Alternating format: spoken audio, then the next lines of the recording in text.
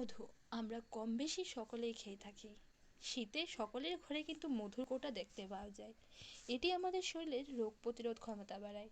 এর অ্যান্টিঅক্সিডেন্ট এবং অ্যান্টিভাইরাল বৈশিষ্ট্যের কারণে কিন্তু ঠান্ডা লাগা, ফ্লু, কাশি এবং গলা ব্যথার সমস্যা থেকে কিন্তু এটি আমাদেরকে মুক্তি দেয়।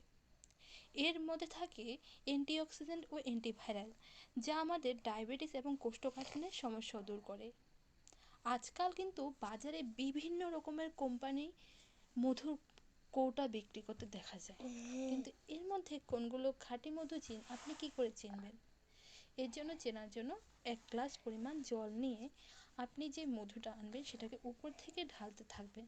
যদি দেখেন যে মধুগুলো গাঢ় হয়ে এভাবে ছবির মতো দেখতে পাচ্ছেন, যেভাবে নিচে পড়ছে এভাবে নিচে পড়ে বসে থাকে, জমাট বেঁধে থাকে, তাহলে বুঝবেন যে সেটি খাঁটি মধু।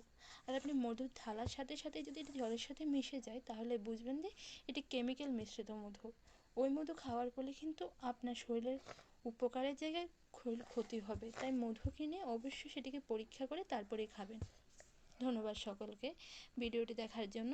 ভালো লাগলে লাইক, কমেন্ট ও সাবস্ক্রাইব করবেন।